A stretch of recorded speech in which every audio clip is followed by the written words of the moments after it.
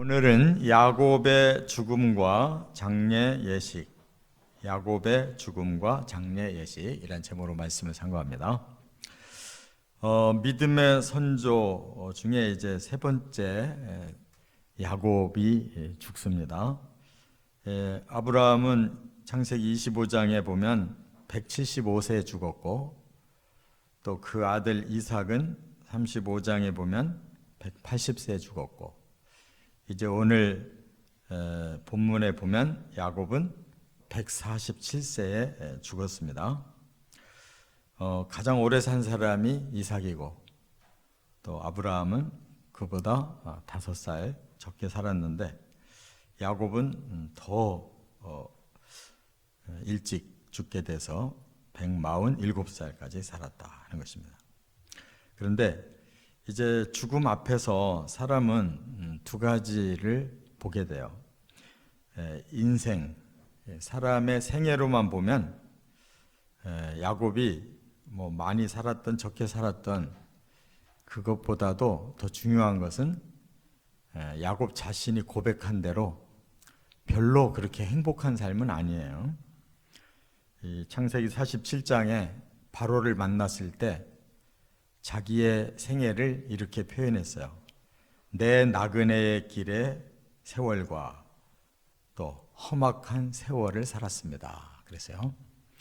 147년을 이제 살고 죽었는데, 그 자신의 고백으로 말한다면 내 인생은 나그네 길의 세월이었습니다. 그러니까 고향의 삶이 아니고 항상 어딘가 여행하면서 목적지를 향해서 나그네로 살았다는 거예요.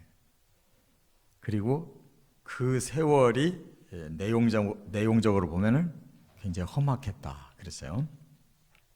야곱은 태어날 때부터 보통 사람과는 다르게 형의 발꿈치를 붙들고 따라 올라온, 뭔가 이 세상의 삶을 아주 치열하게 살았어요. 평생을.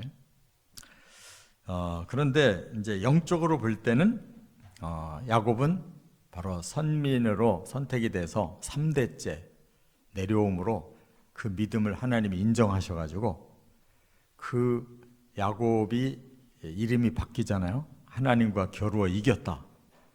그래서 하나님이 존귀하게 여기시는 자, 이스라엘이라는 이름을 받았는데, 그 자식부터 이제 선민으로 받아들여서 12아들을 12지파로 이렇게 민족으로 키워 주셨거든요.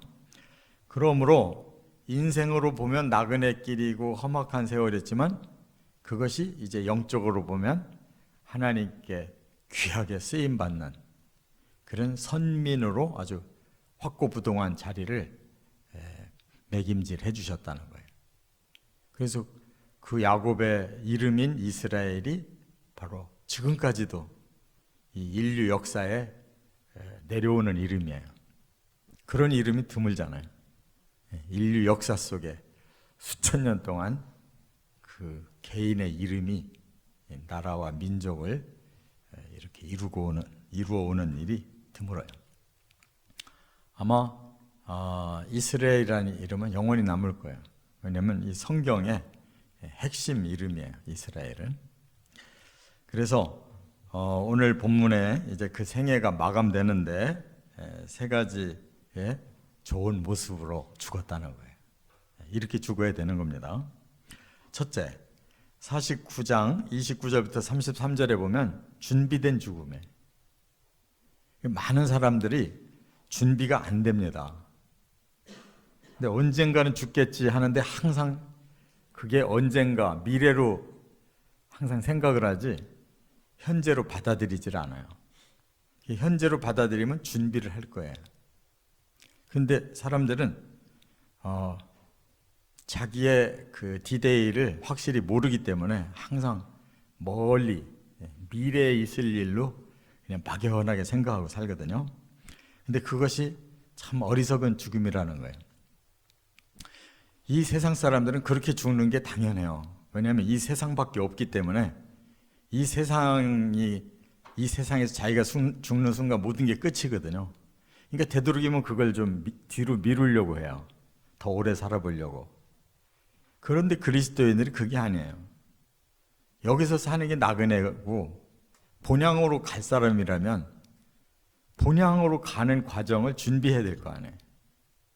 기다리고 있어야 될 거 아니에요. 사모하고. 목적지가 있는데 여기 객으로 지금 나그네로 여행을 하면서 여기서 더 오래 머물고 싶어서 야단이라고 그러면 뭔가 목적이 잘못됐잖아요.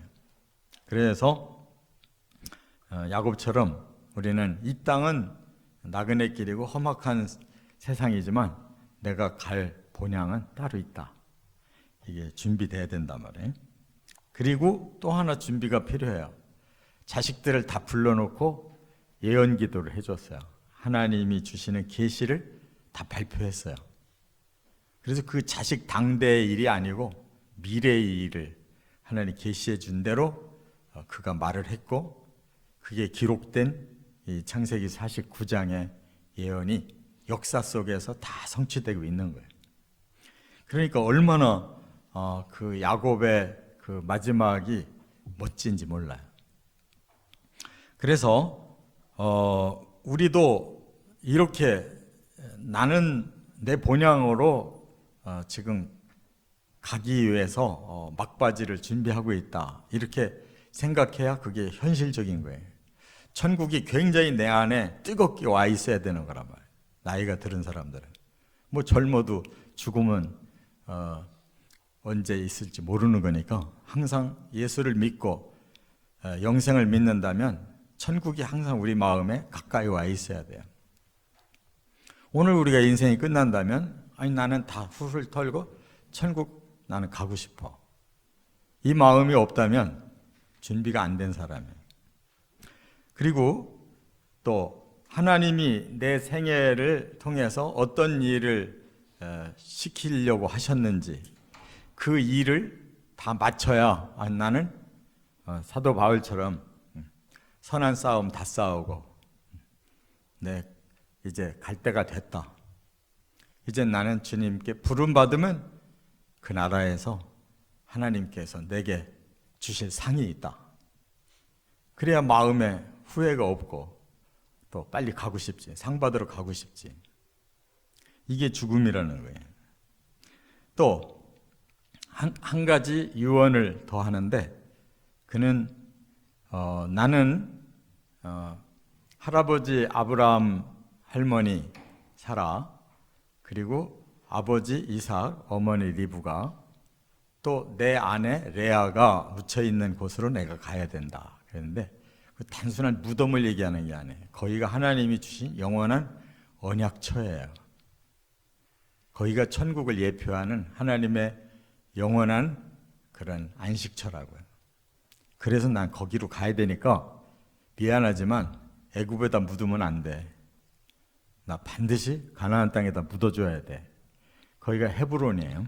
지금도 성지순례 가면 그 헤브론에 가는 경우가 있어요. 지금 못 갈 거예요. 거기 아랍인들이 살고 있어서. 그 팔레스타인 사람들이 지배를 하는 곳은 어떤 때는 열리면 들어가고 어떤 때는 닫으면 못 가요. 베들레헴도 그렇고 여리고도 그렇고 이런 데는 팔레스타인 사람들이 살고 있는 곳이어서 이렇게 성지순례 가도 뭔가 관계가 안 좋을 때는 못 가요, 거기를. 그런데 거기 들어가 보면 관이 이렇게 놓여 있어요. 여기가 아브라함이고 여기가 이삭이고 여기가 야곱입니다 그러는데, 그거는 사실 진짜인지 어떤지는 모르겠어요. 근데 아브라함과 이삭은 그냥 죽어서 묻힌 건데, 야곱은 좀 달라요. 그는 애굽의 그런 왕족들처럼 미라가 돼서 들어갔다고요. 그러니까 조사를 해보려면 열어보면 알 것 같아. 아브라함과 이삭은 다 뼈만 있을 거고 뼈도 없을 수가 있죠, 너무 오래돼서. 근데 애굽의 그런 왕족들 보면 다 미라가 지금까지 그대로 있잖아요. 우리가 이집트 박물관 가보면 미라는 그대로 있어요. 그와 같이 이것이 역사적인 사건이잖아요. 그럼 뭔가 훼손이 안 됐다면 미라가 있어야 되는 거죠. 아무튼 중요한 것은 뭐 자기의 뭐 뼈가 어디에 묻혀 있어야 된다라는 뜻이 아니에요.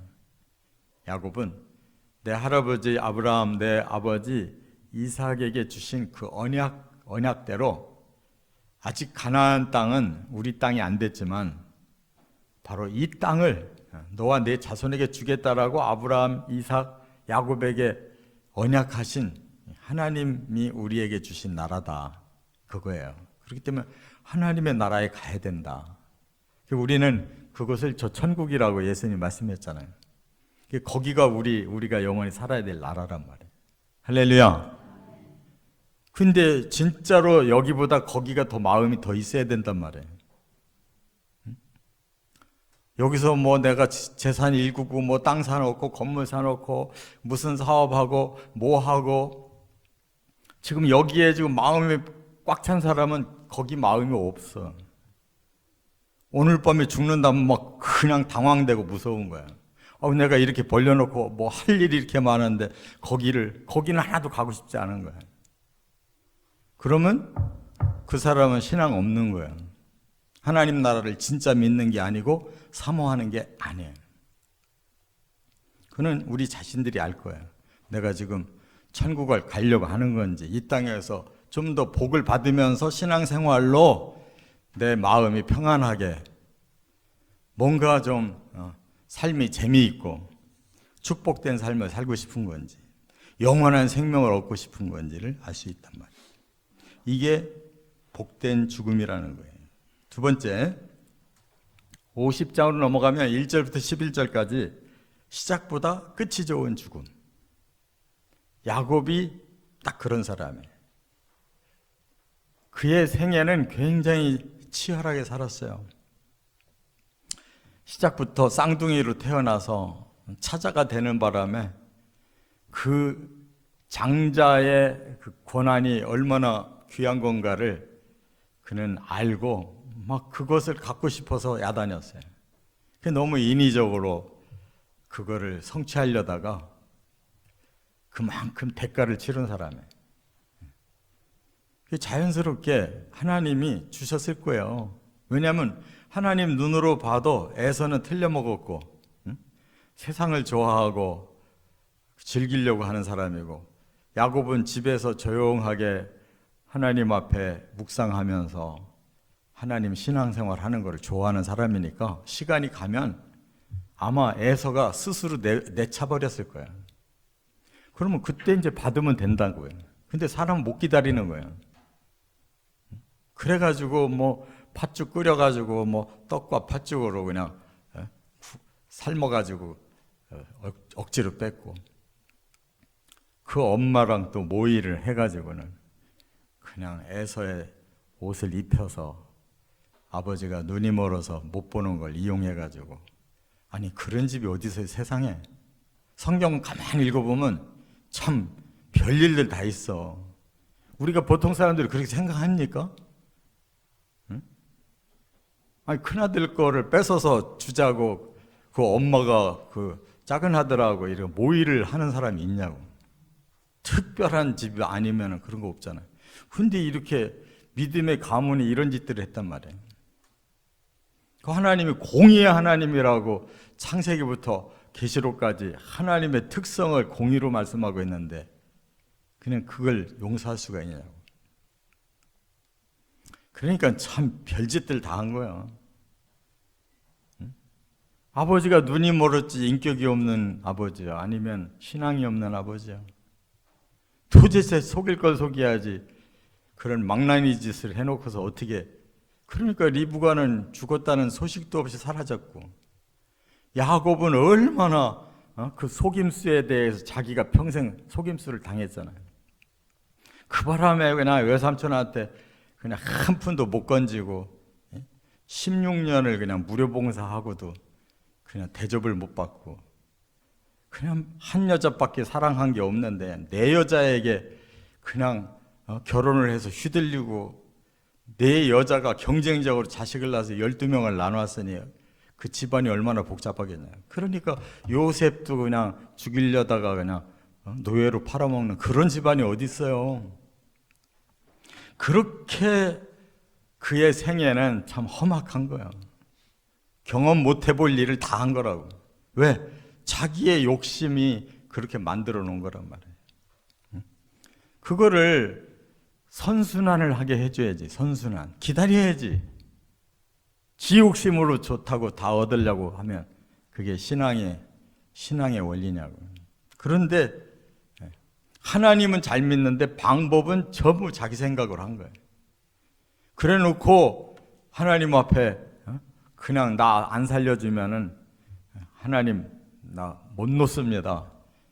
이게 또 믿음은 강해요. 그래서 그렇게 힘든 생애를 살았지만 그래도 믿음이 꾸준하게 있었기 때문에 바로 하나님은 요셉을 통해서 그렇게 자리를 다 마련해 놓고 말년에 130세에 그 요셉을 다시 만나서 17년 더 살고 이렇게 모든 걸 다 이루고 죽잖아요. 그러니까 끝이 좋은 사람이에요. 끝이 좋은 사람. 그러니까 우리 그리스도인들은 시작은 나빴어도 끝이 좋은 사람이 그리스도인이에요. 시작은 그냥 개차반이었어도 끝이 천국행이면 되는 거예요. 전도서에 보면 7장에 이렇게 말씀했어요. 1절에 죽는 날이 출생하는 날보다 낫다. 잘 태어나면 뭐해?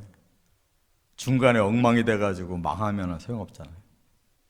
그런데 출생은 좀 슬프거나 좀 고단하게 출생해서 어렵게 인생을 출발해서도 마지막 죽는 날 잘 죽으면 그 사람이 복이 있는 거예요.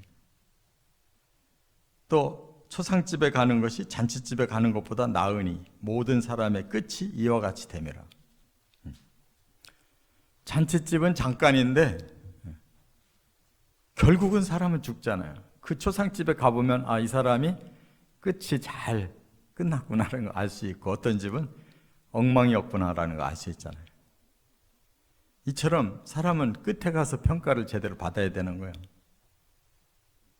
또 잠언 전도서 7장 8절에 보면 이렇게 말을 했어요. 일의 끝이 시작보다 낫고 시작이 좋은 것보다는 끝이 좋은 게 낫다 그 말이에요. 이게 바로 야곱의 생애였어요. 그러니까 우리는 천국에 가는 사람이기 때문에 끝이 좋은 거예요. 믿으십니까? 뭐 이렇게 죽거나 저렇게 죽거나 뭐 바다에 빠져 죽거나 낭떠러지에 떨어져 죽거나 그게 그 유기 문제가 아니고 결국 우리는 어디로 안착할 것이냐. 그게 중요한 거예요. 끝으로 세 번째 50장으로 넘어가서 이제 12절부터 14절까지가 이제 그의 마지막 모습인데 본향으로 돌아가는 죽음이다 하는 겁니다. 야곱이 요셉에게 유언했어요. 내가 죽거든 막벨라 땅에다가 묻어라. 거기 할아버지가 땅 사놓고 사라를 거기다 묻었고 자기도 들어가고 그 아들 이삭과 리브가도 들어가고 나도 레아 아내를 거기다 이미 묻었다. 라헬은 중간에 객사해서 못 들어갔고 이렇게 이제 거기에 우리 가족들이 다 들어있으니 내가 죽거든 매장을 거기다 해줘라 그랬어요. 그래서 이 야곱은 엄청난 장례식이 된 거예요. 그 바람에 생각을 해보세요. 이집트에서 라엠셋에서 죽었는데 그 시신을 매가지고 가나안 땅의 중남부, 우리나라로 말하면은 저 대전 밑에쯤 될 거예요. 거기에 이제 헤브론에다가 묻잖아요. 그러면 얼마나 긴 기간 오는 거예요. 그래서 여기 내용을 보면은 왕실의 장례 예식에 준하는 그런 예식을 했어요. 죽고 나니까 40일 동안 이 신체를 미라를 만드느라고 40일 동안 작업을 했다는 거예요. 여기 성경에. 그러고서 이제 장례식을 이제 하고 시신을 옮긴 거예요. 헤브론으로. 그래서 거기 시신을 옮긴 매장지에서도 일주일 동안 요셉이 통곡했다고 그러잖아요. 그러니까 장례 예식이 무지무지하게 길었던 거예요. 그것도 그만큼 또 내려가야 되잖아요. 다. 그러니까 애굽의 왕족과 같은 그런 예우를 받은 거예요. 근데 야곱은 그런 예우 받으려고 한 게 아니에요. 자기의 신앙 고백이지. 하나님이 우리에게 영원히 주신 언약의 땅에 나는 묻힌다. 우리로 말하면 나는 이제 천국 갈 거야. 제가 지금까지 목회를 하면서 많은 분들의 임종을 봤는데 딱 한 분에게 내가 그런 모습을 봤어요. 그 잘 믿는 자손들인데 그 어머니가 아파서 삼성병원에 입원하셨는데 병원에서 며칠 못 사실 것 같다고 그래가지고 이제 임종 예배를 드리러 갔어요. 제 교구에 해당이 돼서 예전에 은평교회에 있을 때. 근데 갔더니 앉아서 계셨는데 돌아가실 때가 됐다고 임종 예배 드려달라고 그래서 갔는데 이분이 아픈데도 앉은 거예요. 앉아가지고 그냥 웃음을 지면서 그 자손들에게 아니 나 하나님 나라 갈 건데 난 너무 기쁘다. 그러니까 너희들도 마음 편안하게 그렇게 장례를 해라. 그럼 막 위로를 해주는 거예요. 제가 그런 임종 처음 봤어요. 그분이 며칠 안 있으면 돌아가실 거라고 그러는데 일어나 앉을 정도면은 그 보통 믿음이 아니에요. 임종 예배 드린다니까 누워 계시던 분이 앉았는데 얼굴이 그렇게 웃음기를 가지고 자손들을 위로하면서 나 지금 천국 갈 거니까 마음에 슬퍼하거나 그러지 말라는 거예요. 그런 감동을 처음 받았어요. 또 한 분이 있네. 우리 교회에서도 차정성 장로님 어머니가 그렇게 돌아가셨어요. 임종 예배 드린다고 가니까 제가 요한복음 14장을 읽으려고 하니까 목사님 요한복음 14장을 제가 암송하면 안 될까요? 그래요. 그런 분 처음 봤어요. 요한복음 14장을 쫙 암송하는 거야. 저희 집사람도 같이 갔는데 그렇게 임종이 잘 준비된 분들은 없어요. 지금 본향으로 돌아가는 죽음이에요. 야곱은 거기가 영원히 하나님이 주신 본향이고 안식처예요. 영원한 언약의 땅으로 간다고 그런 거예요. 장례식을 뻑적지근하게 해달라는 뜻이 아니었어요. 그런데 요셉이 고위 총리가 되다 보니까 요셉의 아버지의 장례가 거창했던 거지. 근데 사실 이미 죽었는데 야곱이 자기 장례식이 거창한데 그게 무슨 상관이 있겠냐고. 우리가 많이 초상집에 가보잖아요. 어떤 집은 너무 초라해. 본인은 훌륭한데 자식이 없으면 초라할 수밖에 없잖아요. 자식이 잘못되면 장례식이 아주 초라해. 그 본인은 훌륭한데. 근데 야곱은 평범한 사람인데 자식이 총리다 보니까 장례식이 엄청났어요. 그건 그 자식의 덕이지. 우리는 우리들의 삶이 하나님 앞에서 평가받는 거지 사람에 의해 평가받는 게 아니에요. 장례식 뻑적지근하면 뭐예요? 지옥으로 들어가는데. 예? 우리가 장례를 막 뻑적지근하게 치렀는데 그 당사자는 지옥 가는 거라면 무슨 놈의 의미가 있냐고. 그러니까 준비된 죽음, 시작보다 끝이 좋아야 되고 하나님의 본향으로 들어갈 수 있는 죽음이 돼야 된다 그거예요. 이건 필수예요. 여기에 어디 타협이 있냐고. 이거는 제가 설교자로서 이 말은 반드시 해주고 요대로 마지막 길을 가라고 권해야지. 여기에 다른 말을 어떻게 섞을 게 있냐.